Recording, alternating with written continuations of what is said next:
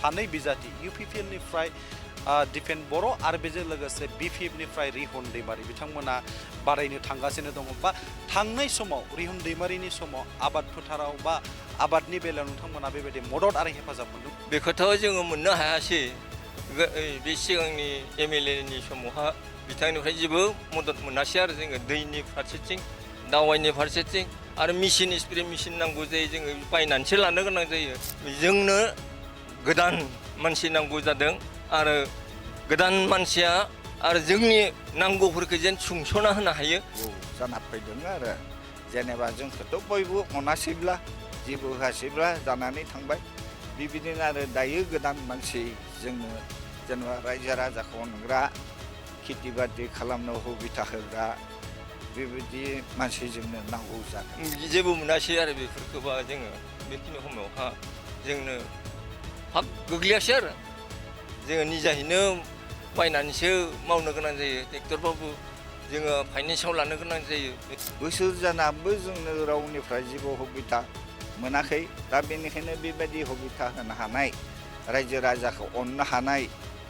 बोलोग्रा गियान गोनां मानसि बेबायदि जोंनो नांगौ जाना फैदों आरो फैगासिनो दङ आसाम बिधानसभा बिसायख'थि आरो थारैनो जों बुंनांगोन दिनैनि सानाव खोब बे बिसायख'थिखौ लानानै दिनैनि सानाव जि नुथाय बे नुथाया थारैनो बाख्नायनांगोन होननानै जों दिनैनि सानाव बुंनांगोन मानो होननानै बुङोब्ला मोनफ्रोमबो जि राजखान्थियारि हान्जा बे राजखान्थियारि हान्जाफोरा दिनैनि सानाव गावबा गावनि जि हान्जाखौ गोख्रों खालामनाय हाबाफारि बेयाव सोलिगासिनो दङ आरो बेजों लोगोसे बे समाव दङ आङो 42 उदालगुरि बिधानसभा बियाबनि सिङाव थानाय नैबे गलामाखा गामियाव आरो बे गामिनिनो मोनसे जि आबाद फोथार बे आबाद फोथाराव आंजोंनो लोगोसे दङ नैबे गलामाखानि गोबाव समनिफ्राय जिथु आबादजोंनो बिथांमोना सोनारनानै खामानि मावबोनाय थारैनो नैबे समाव आंनि केमेरा पार्सन बिथांखौ आङो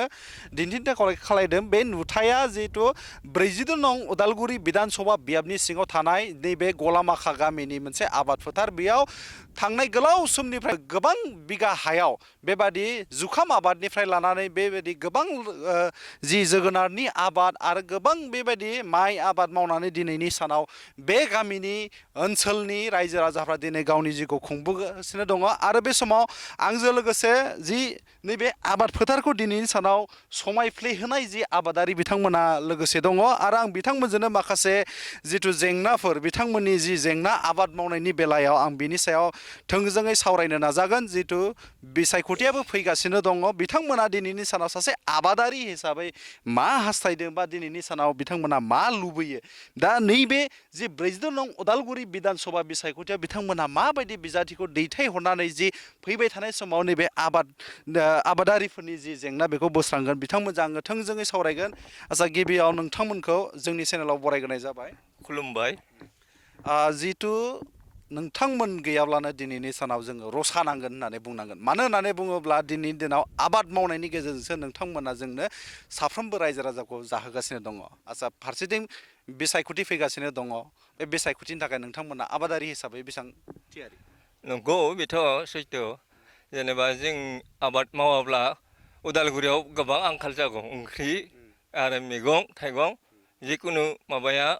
गैया जागौ आरो बेवहाय गोबां रां होनानै बायनानै जानो गोनां जागौमोन बेखौ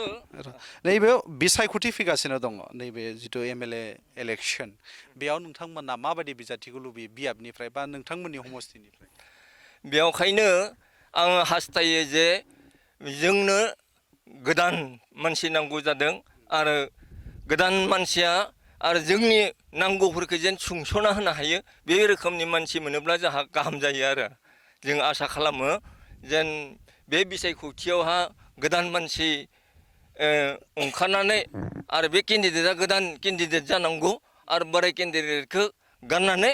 गोदान केन्डिडेट फैयोब्ला जोंहा साबसिन जागोन आरो बेयावहा ओरैबायदि जेनेबा मा होनना बुङो बे गोदान केन्डिडेटआ गोदान जेनेबा आइटेम लागोन जोंनि आबाद मावनायावहा दैनि अभाब दोङो जोंहा आरो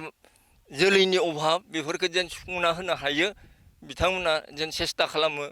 आरो बेबायदि जोंनि मिथिनायाव जिथु गोबाव बोसोर जि बिथाङा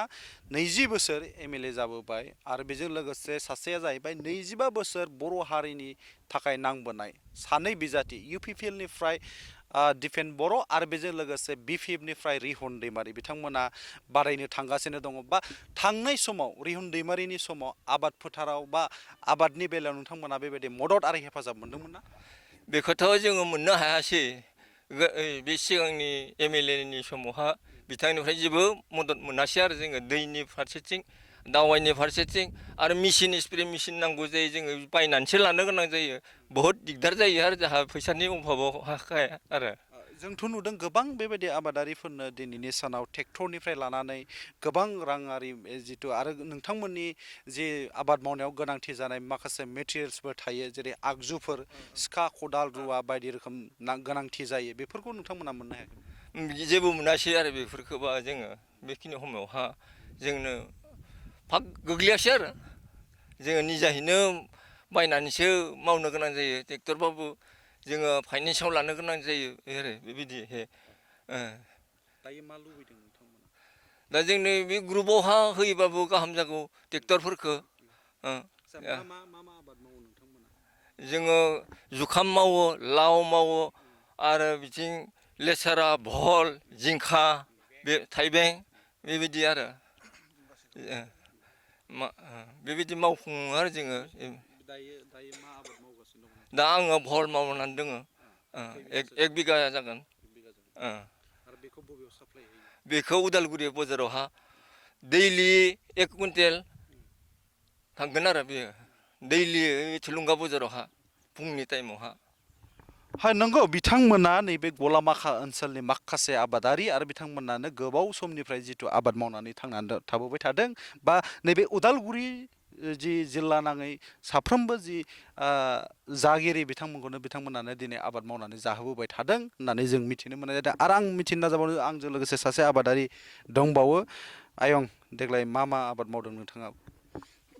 आबादाथ' जों जिखुनु गोसो जायो जों बेखौनो मावो जेनेबा बेबायदिनो थाइबें गार'बो होनो जों जुखाम आरो बेबायदिनो जोगोनार खुमब्रा बेबायदि अनेक रोखोम लाइ लाफा बायदि बायला मैगं खेथि गोथां मैगं बेसां समनिफ्राय नोंथांमोना बेबायदि आबाद मावबोबाय थादों? जोंफोरो बेसां समनि माने प्राय बावबाय बोरायलायबाय जे जों मावनानै जाबोनाया खमबाबो 40 बोसोरसो जाफ्रामबाय आरो जों बैसो थानायनिफ्रायनो जों बेबायदिखौ मावना जाबोदों बे थाइबें जुखाम लाइ लाफा अनेक रखम बायदिसिना बेफोरबायदिखौ मावना जानाय समाव अनेक मानसि दङमोन अब्लाबो जोंनि फारसे रावबो नायख्लेंनाय मानसि जोंखौ नायग्रा मानसि मदद होग्रा मानसि बेबायदि रावबो गैयामोन बै समायाव सरकारनिफ्राय जोंफोर जेबो मोननो हायाखै जों सरकारनिफ्राय लुबैब्लाबोलाय माहा मानो मैगं बेगरबो गैया सेखा रुवा गैया बेबायदिनो स्प्रे मेचिन बायदिसिना बहुद नांगौ जाना फैनाय बेफोरखौबो जों टाउन सहराव थाङै बायनानै लानानै माब्लाबा समाव जेब्ला नोंथांमोना गोनांथि जादोंमोन अब्लाना बेबायदि नोंथांमोननि एमएलए सोरबा एमसिएलए बेबायदि गागि दैदेनगिरिफोरनि खाथियाव थांनाय जादोंमोन नामा? जोंफोरो थांनाय जादोंमोन बेबायदिनो जोंनो दैनि बेबस्थायाव दमखल बेबायदिनो एकदम प्रयजने जों बिबाय बायदोंमोन गैया जों होजायासै मोनासै आरो बेबायदिनो बहुद अभाबाव थाबाय। इलेक्सन बिसायख'थि फैगासिनो दङ दिनैनि सानाव मा लुबैदों नोंथांमोना? दिनैनि सानाव जों लुबैनाया जों बेनोसै एसेबांबा बोसोर जाबाय बोसोर जानाबो जोंनो रावनिफ्राय जेबो सुबिदा मोनाखै दा बेनिखायनो बेबायदि सुबिदा होनो हानाय रायजो राजाखौ अननो हानाय बोलोग्रा गियान गोनां मानसि बेबायदि जोंनो नांगौ जाना फैदों आरो जेनेबा जोंखौथ' बयबो अनासैब्ला जेबो होआसैब्ला जानानै थांबाय बेबायदिनो आरो दायो गोदान मानसि जोंनो जेनेबा रायजो राजाखौ अनग्रा खेथि बाथि खालामनो सुबिदा होग्रा बेबायदि मानसि जोंनो नांगौ जादों। सोर मा बुंगोन बे समाव मा बुंगोन जितु नोंथांमोना जि नोंथांमोननि बियाबनिफ्राय जितु रिहन दैमारिजों लोगोसे बिपिएफनि जाहैबाय रिहन दैमारि आरो बेजों लोगोसे इउपिपिएलनिफ्राय दिपेन बर'आ केन्डिडेट हिसाबै गसंदों दा बे बेलायाव मा बुंगोन आबादारि हिसाबै दा बेबायदि आबादारि हिसाबै बेलायाव मा बुंगोनानो जाबाय जेनेबा जाहा नै जोंफोरो बुंनोबो गोनां जायो समाय लानानै जाहा रिहनाबो बेबायदिनो जथेस्थ' बयक मावनानै थांबाय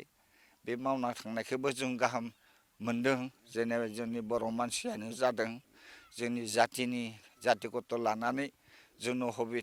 अहबिथा होनो हायाखैब्लाबो जों आरो मा बुंबावनो बे होग्राफोरा जुदि होआब्ला बिबाबो बुंबाबो होआब्ला जों आरो मा बुंबावो आरो दा बिसोरनो जुदि जाबाय थायोब्ला दा गोदानबो जायाब्ला जों मा बुंबावगोन जोंथ' आरो गरिदुफा आसुनि जों गावलिया पाब्लिक दुखिया बेंग्रा बेंग्रिफोरालाय जों थांनानैबो एसेबांबो बुंहैनो हायाना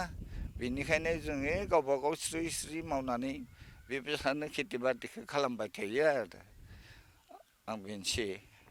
बिथांमोना जिथु थांनाय गोलाव समनिफ्रायनो बेबायदि सरखारनिसिम गोबां अजद दिन्थिदोंमोन दि बिथांमोना आबाद फोथाराव बेबायदि समस्याफोर बा बेबायदि जेंना जानायखौ नाथाय दिनैसिमहालागै सरखारनिफ्राय बिथांमोना जेबो अनसुंथाइबो मोनाखै होननानै बिथांमोना बुंदों आरो जिथु बेराफारसे फैगासिनो दङ जि आसाम बिधान सभा बिसायख'थि बे बिसायख'थियाव जाय बिजाथिया देरहानानै थांगोन थांनायनि उनाव जि आबादारिफोरनि जि समस्याखौ बा आबादारिफोरनि जि जेंना बे जेंनाखौ बोस्रांनानै होयोबा मोजां जागोन होननानै बिथांमोना बुंदों आरो बेजों लोगोसे जोंनि मिथिनायाव जोंनि बुजिनायाव नैबे ओनसोलनि फ्राय बागै जि जेसांखिनि आबादारिफोर दङ बिथांमोना गोदान बिजाथि हास्थायदों होननानै जों दिनै सानाव हमदांनो हायो जे बिथांमोननि खुगानिफ्रायनो जों माखासे गोबां मानि जि बाथ्रा बेखौ जोङो मिथिनो मोनबाय आरो बेजों लोगोसे सरकारा होनाय माखासे जि आगजुफोर दा हमनानै ला जि ट्रेक्टरनिफ्राय लानानै जि आबाद फोथाराव गोनांथि जानाय जि